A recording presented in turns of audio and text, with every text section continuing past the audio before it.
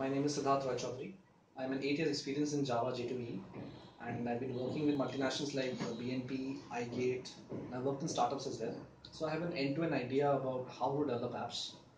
My experience has widely been about J2E and Java apps.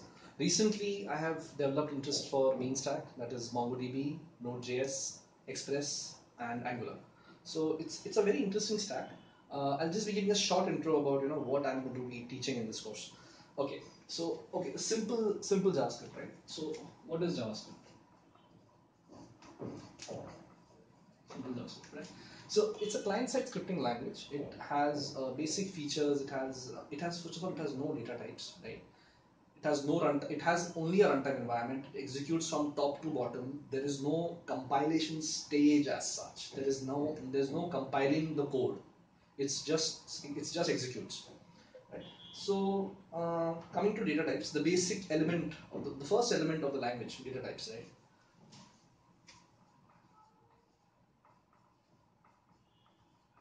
Okay. So it's a very loosely held concept in JS, in JavaScript. So everything is var. Right? If you want to declare a string, we write var. If you want to declare a date, we write var. If you want to declare a boolean, we write var. Even if when we want to write a JSON, we write var. So I'll be later on telling you what JSON is exactly. It's basically a JavaScript object. It's no big deal. It's okay. So okay. So let's say we write var, right? So we write var. Excuse me a second. We write var a equal to some string.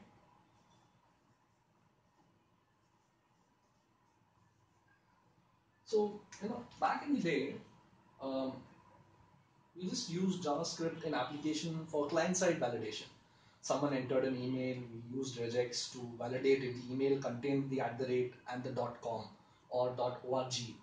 And if you want to, use Ajax, again, the Ajax is a very popular application, or what do I say, popular implementation of JavaScript.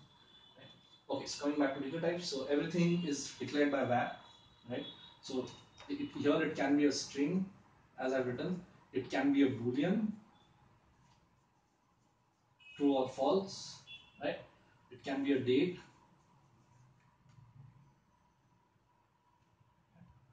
it can be a JSON, it can be even a function. It's very interesting.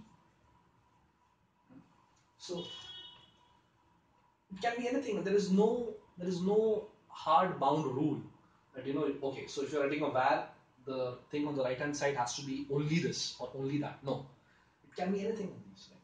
So that's it. That's a basic introduction to JavaScript. Again, we all know it has something like a box like this which says okay, right? It says some message here. There's a close button. So again, we just used to call it using window.alert. So window being the object which the browser gives you. Yeah. Okay. Now each of these, right? Each of these string, boolean, date, JSON function, right? So string has its own API, right? Boolean has its own API. Date has its own API. There is one more entry I missed here. It will be an array. This also has its own API. So when I say API, I mean a list of predefined functions which every browser provides to the JavaScript developer, and you can obviously take advantage of it, use it in your code, and traverse, manipulate as we do in coding. Having said that, these are the list of data types that is available. Next are the conditional statements that we use. As for any server-side language like .NET or Java or PHP, the most popular conditional logic being the if.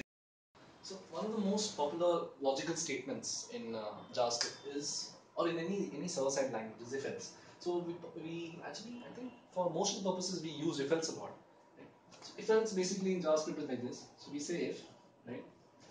We write an expression here which will evaluate to a boolean, which will be either true or false, right? We open up curly braces, write some lines of code, then write an else. Yeah. So basically we write an expression here. This will be a JavaScript expression. It can be a check on an array, it can be a check on a text box, it can be anything. Now that should evaluate to a Boolean statement. Now this is mandatory, otherwise the browser will throw an error here. So this will evaluate to a true or false. If true, this will execute, right? If false, the else part will execute. Yeah. So again, this is something very repetitive. It is true for any language that you take. It's there in .NET, it's there in Java, it's there in PHP. This is a basic construct. So JavaScript also provides you this language, this basic construct of a conditional statement.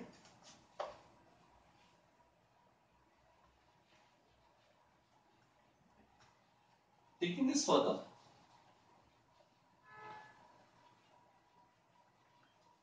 the second conditional statement would be if, else if. Yeah. So now this again, how this is written is we write if here, right? Again we write some Boolean expression which will evaluate to a true or false. Write some lines of code. Now here's the difference, right?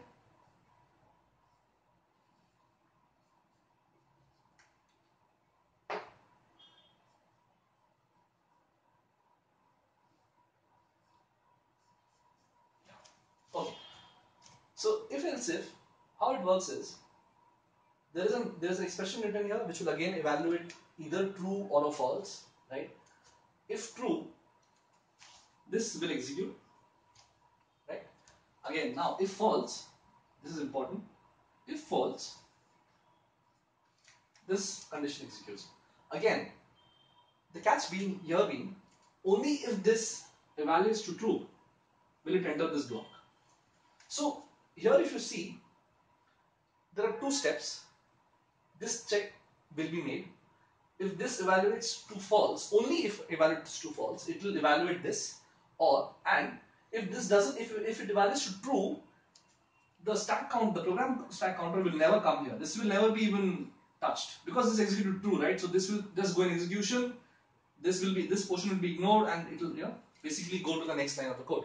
So this will be evaluated only if the first expression turns out to be false. Again, this block will be entered only if this expression evaluates to true. So this is kind of it's a repetitive check. It's a two-step procedure. Taking this further,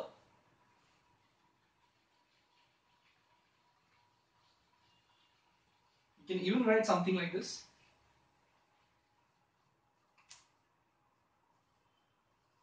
If else if else. Now again, if else if else, right? So you say if some condition same true evaluates to true or false, line of code, else if again a Boolean condition which will evaluate to true or false. Finally, we let an else. Yeah. Now this, right? This will execute only if these two things have, let's say this guy came out to be false, it goes here. This guy also came out to be false. Only then will this block execute. If this guy evaluates to false and this guy evaluates to true, this will be executed. This will be ignored, right?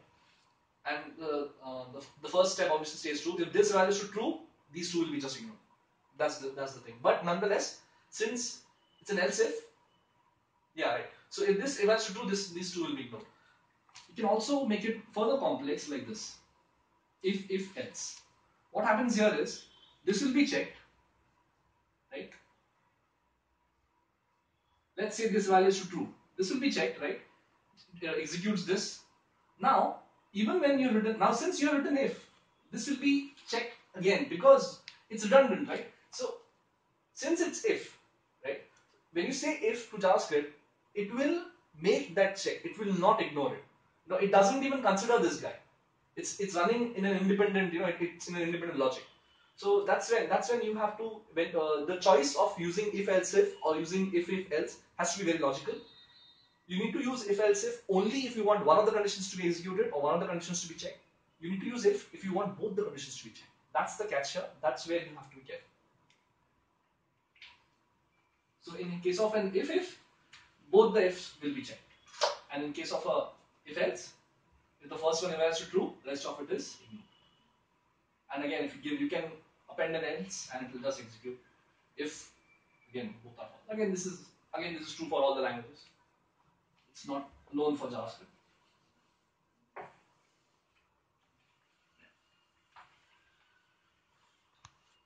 Okay, the next topic being switch case. Right? Switch case is simple.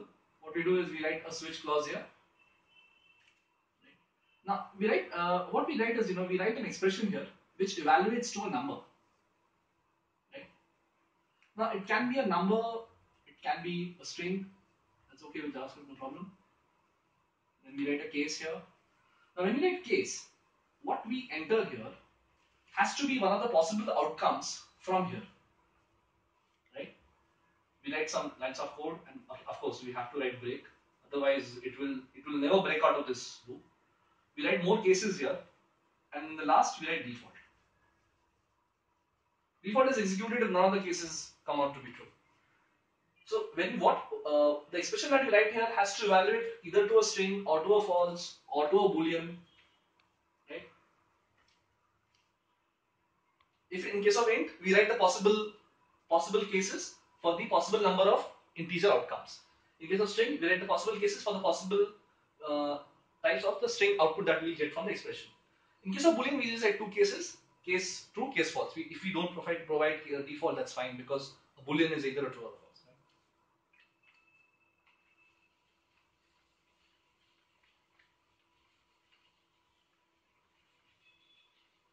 Yeah.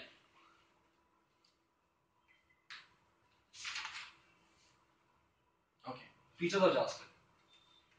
The most widely used feature of JavaScript, and of course, it's something which it's something it's used everywhere. It's used in your live cricket scores. It's used in any live broadcasting on the net. Whatever happens live on the net, right? And it's used in Facebook. It's used in Google. It's there everywhere. Right? The most popular implementation of JavaScript is right, standing for asynchronous JavaScript and XML. Okay. Now, what makes Ajax so something so attractive to crave for, right? So what happens is in JavaScript, let's say you have a page, right? This is your browser, this is your address bar, right? This is the section where your page loads. Now, let's say you want to target a particular area in the page, right? Or particular areas in the page. Okay. Now the thing is, there is some content displayed here, some content displayed here, some content displayed here. I don't want these contents to change right now. They're static content. But these boxes, let's say they're images, right? And there is a forward and a previous button here. Let's say I press this, right? Now, in a pre-Ajax scenario, what would happen is, this page would get completely refreshed, right? Everything would just go for 2-3 seconds, and then there'll be a new data coming. So the user will have to wait. The user will have to wait for the new data to come in. Okay, it is rendering on the browser. So that all is too much time consuming, right? So what Ajax does is, the moment you press next, we target only these areas. Right? So we use div tags, we target only these areas. So you don't have to refresh the entire page. We can actually target those areas which will render the new incoming data. That's it. All the browser needs to do is make a call to the server. Right? This is your server running. Yeah. The server then queries the database, gives some data, and this data again goes back to the browser. The JavaScript takes the data. JavaScript has a handle to these div tags using document.getElementById .image.html, and it populates these div tags. As simple as that. Okay. Now this is one of the very tiny implementation of JavaScript that I've explained. There are a huge amount of implementations of Ajax. You can get auto suggest, for example, when we type something on Google, right? Let's say you want to Google how do I? The moment you start typing how do I, there are some suggestions populated in a drop down below. So that all is nothing. It's again it's an implementation of Ajax. Right? So Ajax basically helps you get data without refreshing the page, without the user knowing. So that is why Ajax is very popular, and it's very fast, right? The user need not wait. So that's why more applications, more and more applications now are tending to use Ajax.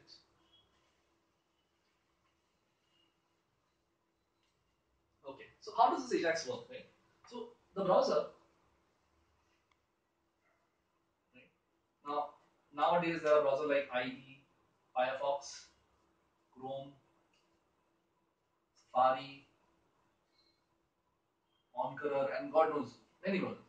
So these browsers, right? They adhere to one, what do I say, contract, or they adhere to one set of norms, right?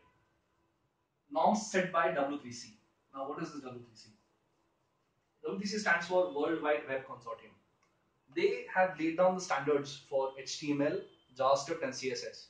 What they say is that if you are a browser vendor, if you want to make your own browser, there are certain list of protocols, or there are certain list of hardcore rules that you must follow, right? So these are the norms laid down by W3C. If you are making a browser, your browser has to understand JavaScript. Your browser has to understand string API. Your browser has to understand the date API of JavaScript. It has to do all that. So all these browsers, they implement these norms set up by W3C.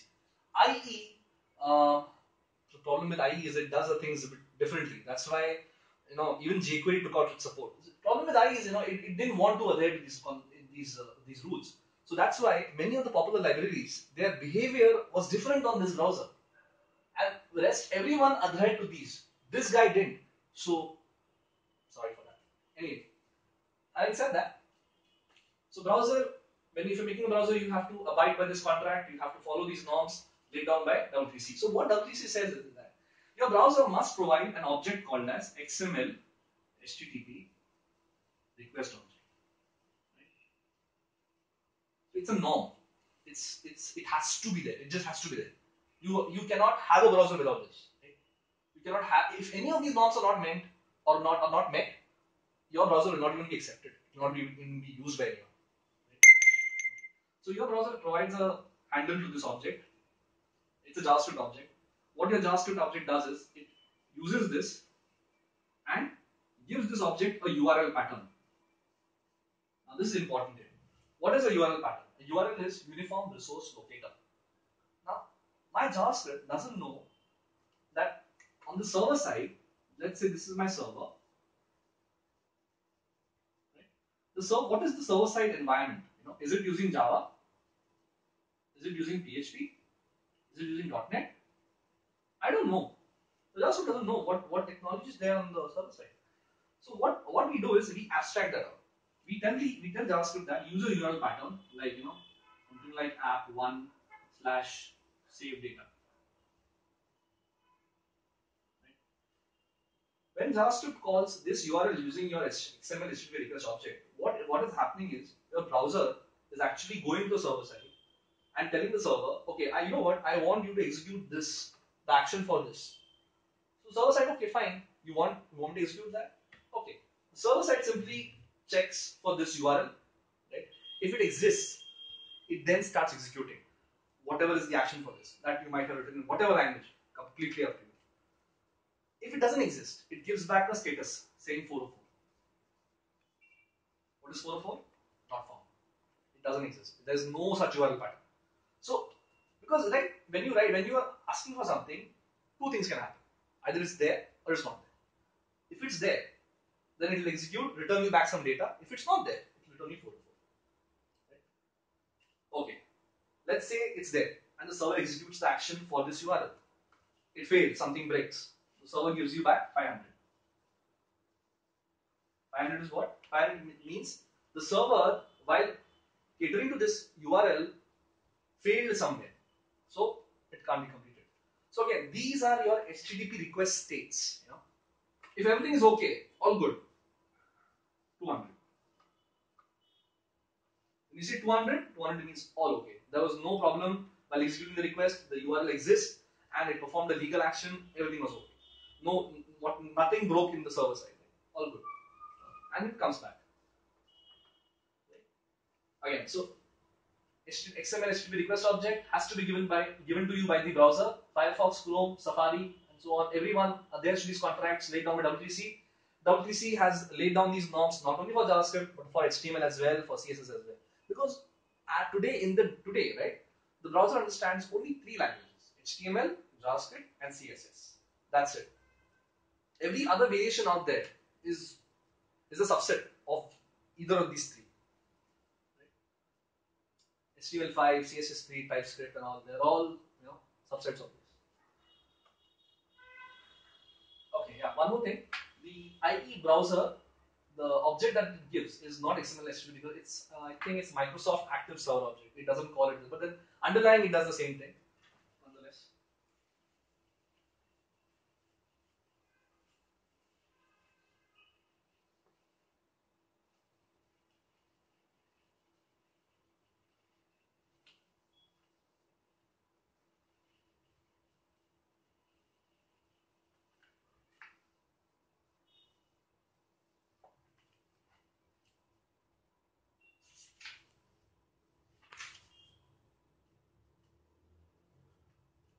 Okay, one very important concept of Ajax. We use something called as callbacks. Now, what are these callbacks and why do we need it? Let's say I'm writing a save function, right? Function save data. Right? So I make my entire data. Right? Let's say I'm calling it JSON data. So I take all my DOM elements here, make this object. I take the XML HTTP request object. I write HTTP dot open. I give a URL pattern. I give the data, right? And then I give a callback on state ready, something like that, state changed. This is a very primitive Ajax. No one even we don't even use this syntax anymore because we use AngularJS now. So I'll be explaining that. So in AngularJS, we don't have to worry what browser you're using. It just takes care of all this. There is a concept called as promises, which AngularJS has implemented beautifully. We will be using that. This is a very primitive code. No one writes these nowadays. So we give a callback here. Now the concept of callback hasn't changed. We give a callback here. Callback is nothing but a function. This is already stated as a function. This function is taking one more function as an argument. This is a very interesting feature. Now, what we do is, in Java, in .NET, we give objects as arguments, or we give integers or primitives as arguments to function. But here, JavaScript allows you to give a function as an argument. What happens is, in this Ajax, what we do is we keep a tab for the state of this object. As soon as it's 4 or 200, 200 is all good. We execute a function, which is nothing but your callback. Right? So what the purpose of callback is, as soon as you finish doing something, as soon as you're finished with the server side data, taking and giving whatever, please call this function. Because you want to do something, right? Let's say you're saving data. You want to tell the user back again, okay, data saved. Or let's say you are editing something, okay, data updated. So how will the user know that okay, this action has finished or the action has terminated? That is the reason why we have this callback. It's a way of telling the user, okay, the action what you wanted to achieve is done. And of course, callbacks has many other implementations. We use callbacks a lot in Node.js applications. We use callbacks a lot in AngularJS. So callbacks helps us force JavaScript to behave synchronously. Now, what does that mean? Yeah. So as we saw before, so functions taking functions as arguments. Amazing, right? What I'll do is, let me give you a small glimpse of what mean stack is.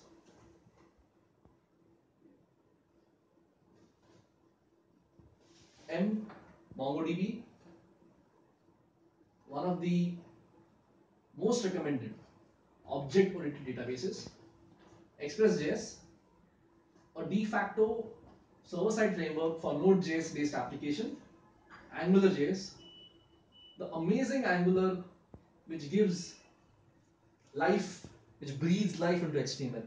I think it's one of the most amazing libraries that have come out. You can build your own custom tags in it. You can have your own directives in it. It's just out of this world. Misko Hemily is the creator for AngularJS. Amazing guy. Node.js, Google Chrome based V8 engine server side runtime environment for JavaScript applications. Now, when I say server side runtime, right, what does this mean? Now, JavaScript before Node was only on client side. We used to just write functions and we used to write validations. That's it. But when Node.js came, it changed the whole game. Node.js gives you a server-side runtime environment. What does that mean? It gives you access to the file system of the underlying OS. It gives you access to the database connection. It gives you access to everything that is there on the server side. That means you can connect to the database. You can connect to files. You can create records. You can do everything that Java and .NET could do. And not only that, let's say you have an object from the client side, JSON. When it comes to the server side, you just take it without translation, you know, and just push it to the database. That's it. There is no need, there is no time spent in translating client-side object to a server-side proprietary language object. Had this been Java here, I would have to take this JSON, convert it into Pojo, put it in the database. Had this been .NET, I would have to convert it to the .NET object, put it in the database. So and not only that, had this been an RDBMS, I would have to take this JSON, translate it into a Pojo, for the RDBMS, open it up, make an entire query, fire the query, put it in the database, then the work is done. But this entire stack makes it so fast, I think this will become a de facto standard very soon. Takes the JSON, server side is JavaScript, JavaScript says, okay, no problem. Gives it to MongoDB, MongoDB says JSON, array, no problem at all. I understand what is JSON. MongoDB data format is JSON. That's the amazing thing. That's what makes this stack so cool, so awesome, and amazingly fast to learn, implement application within minutes. So, AngularJS. AngularJS helps you write your HTML, right? Your entire HTML becomes a model. When I say model, you can extract data from it, you can push data into it, and your HTML will change as soon as you change this model. So it's like a data binding thing that is provided here. Amazing, right? And back in the day, you would have to do document.getElementID, or you would have to use $sign using selector engine or jQuery and access that. But Angular gives you a model over HTML. That is, I don't know, that is really amazing. So that is MeanStack. I have taught MeanStack successfully to a lot of students on OpenPro, and I really, really, really, I mean, out of my 8 years of Java experience, I really find MeanStack to be having a lot of potential, and this will do really well in future. That's what I believe. So if you want to learn from me, so my name is Siddharth. Again, as I said in my intro, you can call me on my number.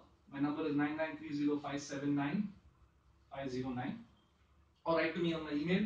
My email ID is debu, debu 2in@gmail.com. Yeah. I'm already a working professional, but I love teaching, so that's that. That's MeanStack for you. Thank you so much.